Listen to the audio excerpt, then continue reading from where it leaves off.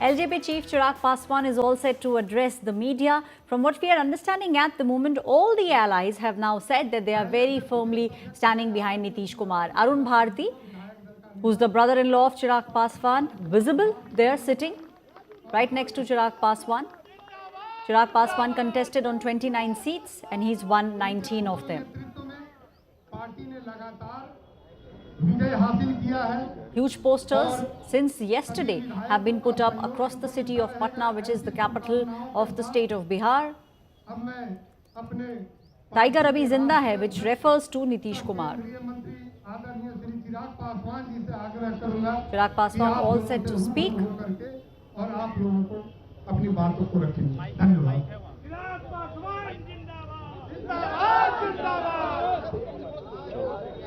Chirag Paswan's LJP contested on 29 seats and won 19 seats.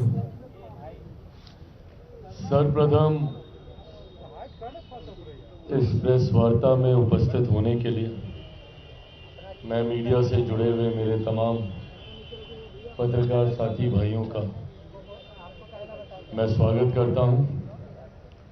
क्षमा चाहूंगा कि एक दो बार आज प्रेस वार्ता का ये समय बदला गया। कुछ ऐसे कार्यक्रम जुड़े जो पूर्व निर्धारित नहीं थे। सुबह मुख्यमंत्री जी से मुलाकात का समय हुआ।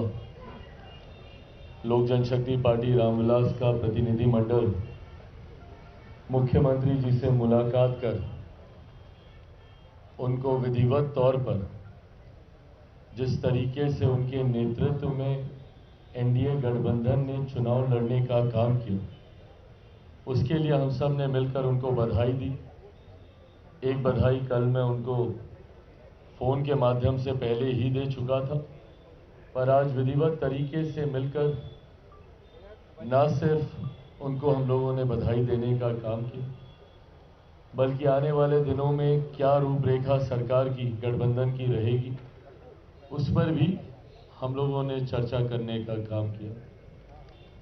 आज जब यहाँ आप सबके सामने आपसे रूबरू हो रहा हूँ और एक ऐसे कार्यालय में जिस कार्यालय से मेरे नेता मेरे पिता आदरणीय रामविलास पासवान जी की पुरानी यादें जुड़ी हुई हैं, आज मुझे इस बात की खुशी है, इस बात का गर्व है कि आज कहीं ना कहीं हमारी पार्टी ने अपनी मेहनत, अपने परिश्रम से, कार्यकर्ताओं की मेहनत परिश्रम से आज पार्टी ने अपने आप को उस मुकाम तक लेकर जाने का काम किया जो सोच मेरे नेता आदरणीय रामविलास पासवान जी की रही।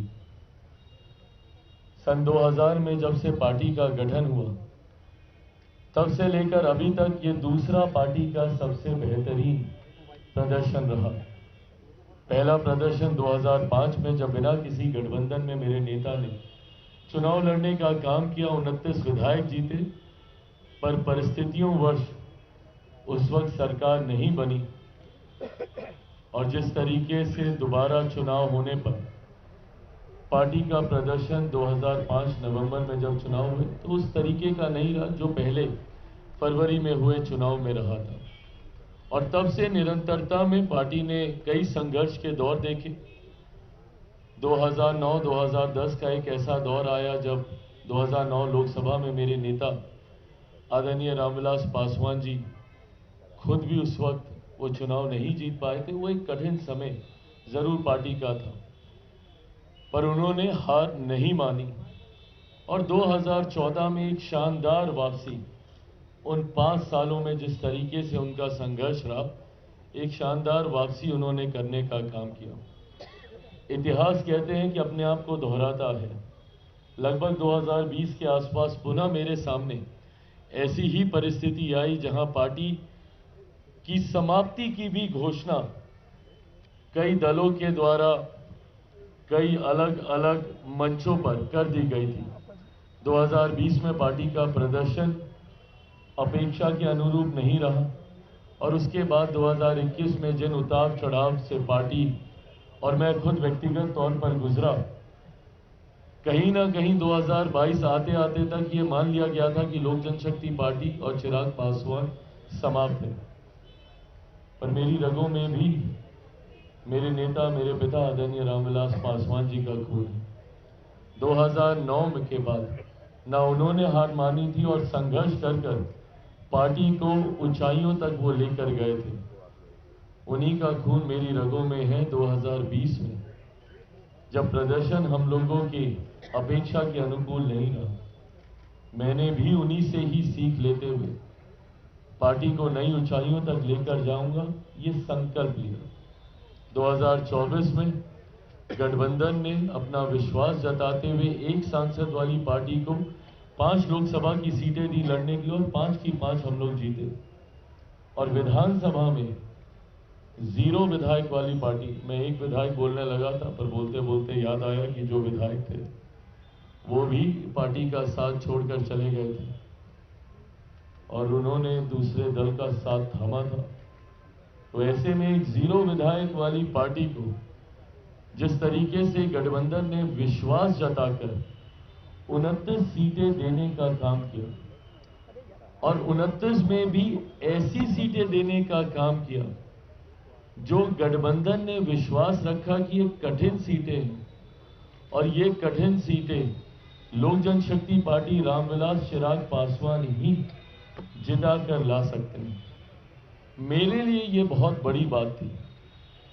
मुझे ज्यादा विस्तार में ये बातें आपके समक्ष रखने की जरूरत नहीं है, क्योंकि मीडिया ने अपना विश्लेषण, आप सब ने अपनी अपनी तरीके से अपने अपने चैनल्स पे आपने इसका विश्लेषण किया था कि किस तरीके से वो विश्लेषण का स्वरूप थोड़ा बदला हुआ था। उसके पीछे की सोच ये बताई जा रही थी कि चिराग पासवान को ये सीटें हारने के लिए दी गई हैं और मेरे कुछ शुभचिंतक जो मेरे बारे में सोच रखते हैं कि भैया कैसे चिराग पासवान को कमतर आंका जाए, उन्होंने खास तौर पर यह नैरेटिव सेट करना शुरू किया कि 2020 में चिराग पासवान ने खेल किया था जदयू के साथ और 2025 में यह खेल जदयू ने कर दिया चिराग पासवान के साथ, ऐसी सीटें थमाकर जिसमें 100% स्ट्राइक रेट का झुंझुना बजाने वाला लड़का, इसमें तो कम से कम प्रदर्शन अपना अच्छा नहीं कर पाएगा। और थ्रू आउट द इलेक्शंस, पूरे चुनाव प्रचार के दौरान ये नैरेटिव सेट करने का प्रयास किया गया कि जदयू और लोजपा में दरारें हैं, ये दरारें भरी नहीं गई हैं, अब चिराग पासवान से बदला लेने का समय आ गया और अब चिराग अगर 4-5 सीटें भी इसमें से जीत जाएंगे तो बहुत बड़ी बात होगी। एंड मोर और लेस अधिकांश एग्जिट पोल ने भी वैसा ही दिखाना शुरू किया, जहां पे हम लोगों को दहाई के आंकड़े तक भी लेकर जाने में कई एग्जिट पोल की सांस फूलने लगती थी। बहरहाल मैंने हमेशा इस बात को मैंने कहा कि मैंने चुनाव सर्वे के आधार पर नहीं, मैंने हमेशा चुनाव अपनी मेहनत के आधार पर लड़ने का काम किया। परिणाम मैंने ये सोचकर नहीं कि एग्जिट पोल मुझे क्या दिखाएंगे, परिणाम बिहार की जनता मुझे क्या देगी, ये सोचकर मैंने चुनाव लड़ने का काम किया। 2014 में भी मात्र एग्जिट पोल, जब हम लोग 7 सीटें लड़े और 6 जीते थे, तो एग्जिट पोल मात्र 2 सीटें दिखा रहा और कुछ जगह तो ये कह के दिखाई जा रही थी कि बस बाप बेटा ही, ये वर्ड इस्तेमाल किया गया था कि बस बाप बेटा अपनी सीटें जीतेंगे, जमुई से चिराग और हाजीपुर से मेरे नेता। और 2019 में भी जब 6 की 6 हम लोग जीते, तब भी यही नैरेटिव सेट किया जा रहा था कि बहुत होगा तो 2 सीटें जमुई चिराग निकाल लेंगे, हाजीपुर इनके नेता के नाम पर, उस वक्त हमारे चाचा चुनाव लड़ रहे थे, वो निकाल लेंगे। और 24 में तो हद कि भैया सिर्फ हम ही सीट निकाल पाएंगे, जमुई की 1 सीट निकल गई तो निकल गई, बाकी इनके जितने प्रत्याशी हैं उनमें से कोई चुनाव नहीं जीत पाएगा। और मेरे 5 सांसद आज इस मंच पर आपके सामने मौजूद हैं। बहरहाल मैं एग्जिट पोल को मैं दोष नहीं देता, मैं दोष उन लोगों को देता हूं जो ये नैरेटिव सेट करने का प्रयास करते हैं बार बार कि गठबंधन में दरारें, चिराग पासवान मुख्यमंत्री जी के बीच में दरार, लोजपा जदयू, और इन बातों को सहज स्वीकार करना भी आसान हो जाता है क्योंकि मेरा इतिहास भी ऐसा ही रहा है। 2020 में जिस तरीके से हमारी भूमिका रही तो उस भूमिका के साथ जोड़ते हुए इन परिस्थितियों को जोड़ना आसान हो जाता था। और इसीलिए 24 के लोकसभा में भी यही परसेप्शन बनाया गया और यही परसेप्शन 2025 विधानसभा में भी बनाया गया। पर मुझे खुशी है आज कि जिस तरीके से तमाम बातों को ध्वस्त करते हुए एनडीए का प्रदर्शन रहा और जिस तरीके से विपक्ष के तमाम नेताओं की बातें, उनका भ्रम फैलाना, उनका फॉल्स नैरेटिव सेट करना सिर्फ बातें बनकर रह गया। और जो बातें मैंने निरंतरता में कही थी, राजनीति का विद्यार्थी हूं, बीइंग स्टूडेंट ऑफ पॉलिटिक्स, मैं भी अध्ययन करता हूं, पढ़ता रहता हूं, निरंतरता में सेफोलॉजिस्ट नहीं हूं, बट आंकड़ों को पढ़ता हूं, आंकड़ों पे काम करता हूं। और इसीलिए मेरा विश्वास हर बार गहराता है कि भैया इतना तो हम जीतेंगे ही जीतेंगे। और वो विश्वास जो मैं आप लोगों से संवाद के दौरान भी रखता हूं, वो आता ही इन बातों को लेकर है क्योंकि मैंने उन आंकड़ों पे काम किया होता है। मैंने बार बार 2020 से इस बात को कहा, जब ये बात कही जा रही थी कि भैया राजद इतनी बड़ी पार्टी, राजद इतनी बड़ी पार्टी, उस वक्त के नेता प्रतिपक्ष, अब आज की तारीख में कौन होंगे कैसे होंगे नहीं पता, बट उस वक्त के नेता प्रतिपक्ष कि भैया वो एकदम मुख्यमंत्री बनने के समीप थे, बन ही गए थे, शपथ होने वाली थी। मैंने तब भी ये कहा था कि बिहार की जनता ने कभी भी उनको चुनने के लिए वोट नहीं दिया है। 2020 में बहुत सहजता से ये बात मेरे साथ जोड़ दी जाती थी और कह दी जाती थी कि चिराग पासवान की वजह से जनता दल यूनाइटेड को नुकसान हुआ। अगर जनता दल यूनाइटेड को नुकसान हुआ तो इसका लाभ किसको मिला? उसका लाभ सीधा सीधा राजद को मिला था। राजद को भी उस वक्त बड़ी पार्टी चुनने का जनादेश नहीं था क्योंकि उस वक्त एक डिवाइडेड एनडीए था। इसका लाभ परिस्थितिवश राजद को मिल गया था। बट उन आंकड़ों को देखकर, इतने विधायकों को देखकर, जिस तरीके से राजद अपने पुराने स्वरूप में, अहंकार में आ गया था, उस वक्त मैं बार बार ये कह रहा था कि ये अहंकार ही इनके पतन का कारण बनेगा, क्योंकि ये कभी समझ ही नहीं पाए कि एक बटे हुए एनडीए का लाभ आपको मिला है, जनता ने आपको नहीं स्वीकारा है। और आज वही चीज प्रमाणित हुई है।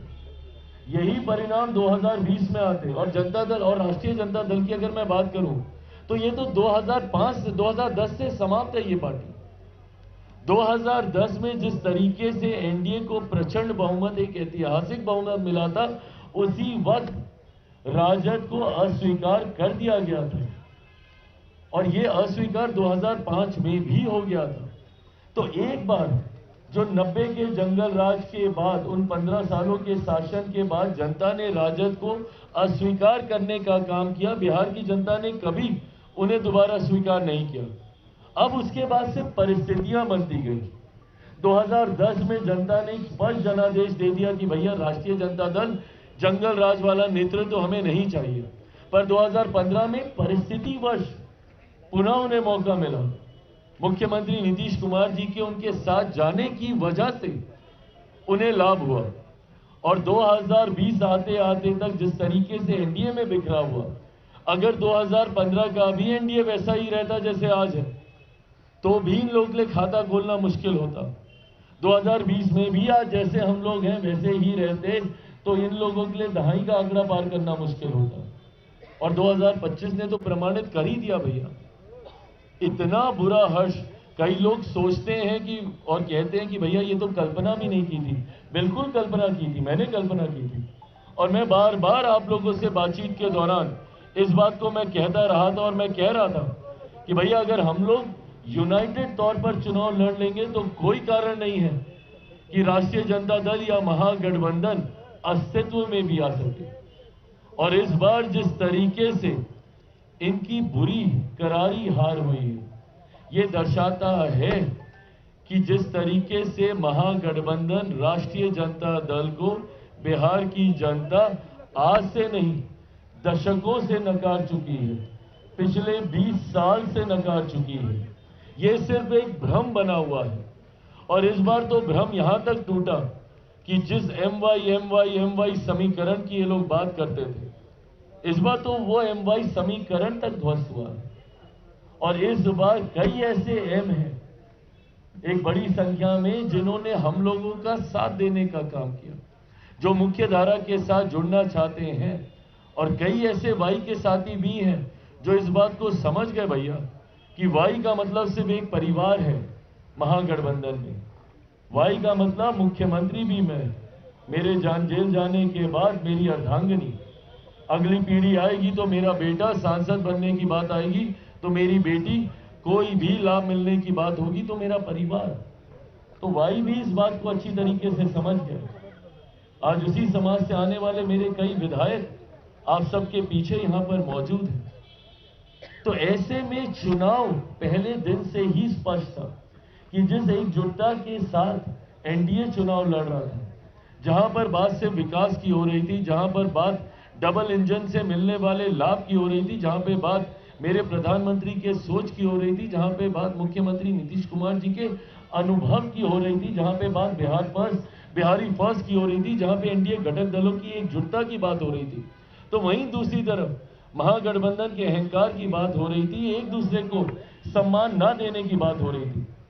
आप बताइए भैया, ये कौन सहज स्वीकार करेगा कि इतनी माथा पच्ची के बाद, हाथ पांव जोड़ने के बाद, एक दूसरे को आंख दिखाने के बाद तो आपने मुख्यमंत्री के चेहरे पे सहमति दी।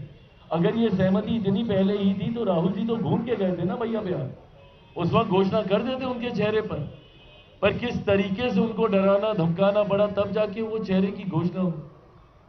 और एक और जो उप मुख्यमंत्री बनने के लिए भैया पूरी पार्टी को ही उन्होंने स्वाहा कर दिया।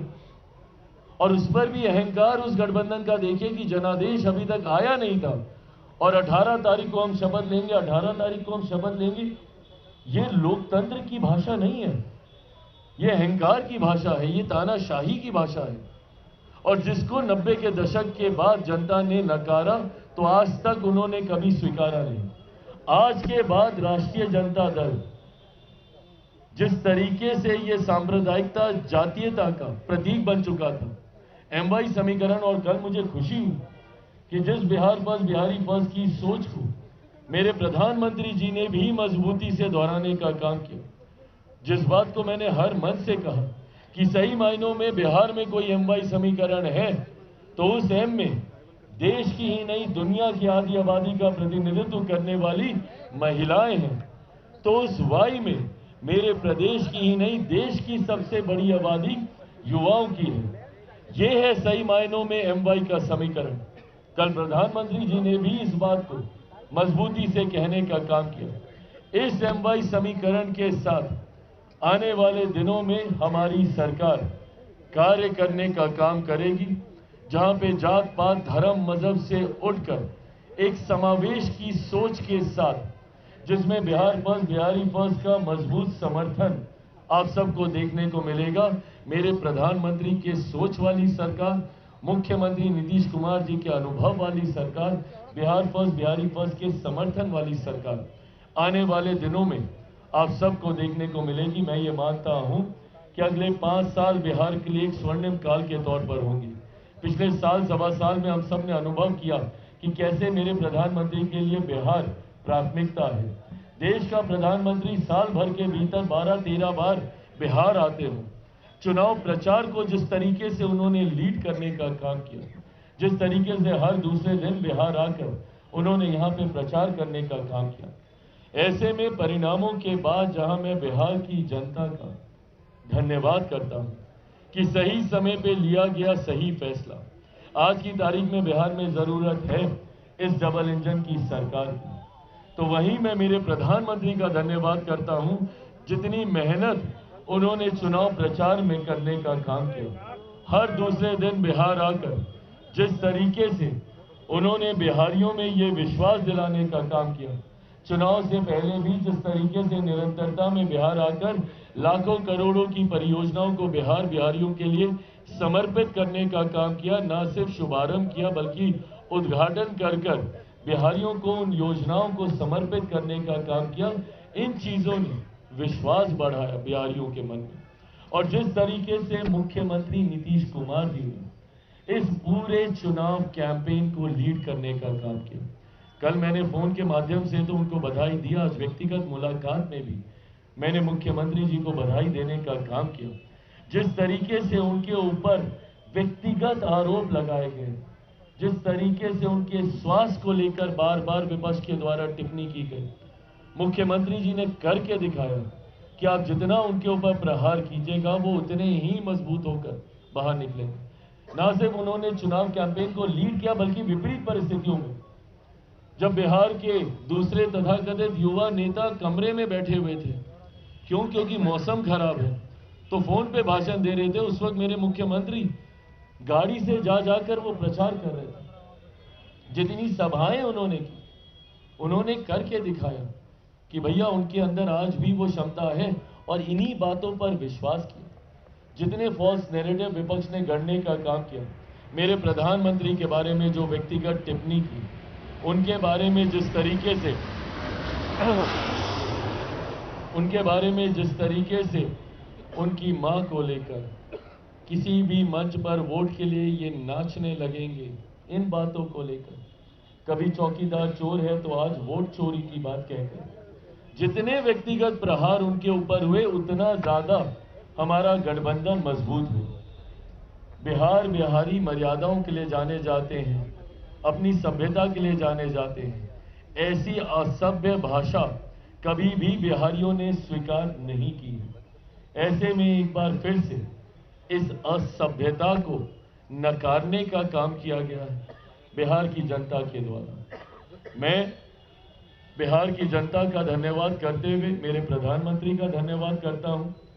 कल फोन पर भी उनसे बातचीत हुई, उनको जहां मैंने धन्यवाद दिया उनके परिश्रम के लिए, उनके द्वारा जिस तरीके से लोक जनशक्ति पार्टी रामविलास हमारी भूमिका को सराहने का काम किया गया, और जिस तरीके से उन्होंने कहा कि हमारी एकजुटता ही इस परिणाम का कारण है, उनके ये शब्द मेरे लिए, मेरे तमाम नेताओं के लिए, मेरे तमाम विधायकों का मनोबल बढ़ाते हैं।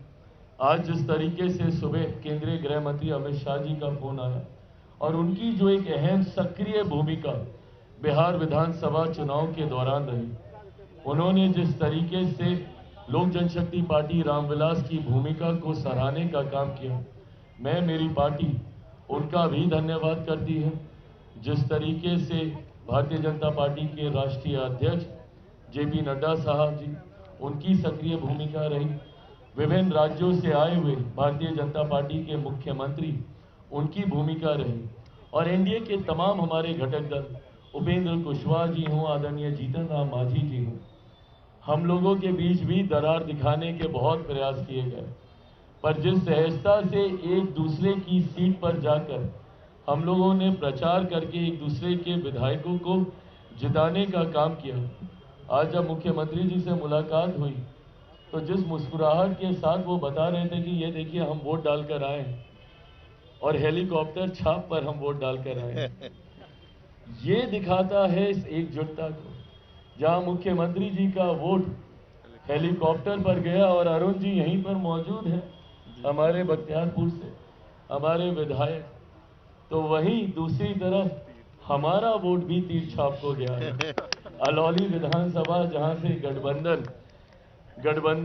से जनता दल यूनाइटेड से तीर छाप पर सदा साहब चुनाव वहां से लड़ रहे थे अलौली विधानसभा में, तो रामचंद्र सदा साहब वहां से चुनाव लड़ रहे थे। ये दर्शाता है कि किस एकजुटता के साथ, और अगर ये नहीं होती तो ये परिणाम नहीं होते।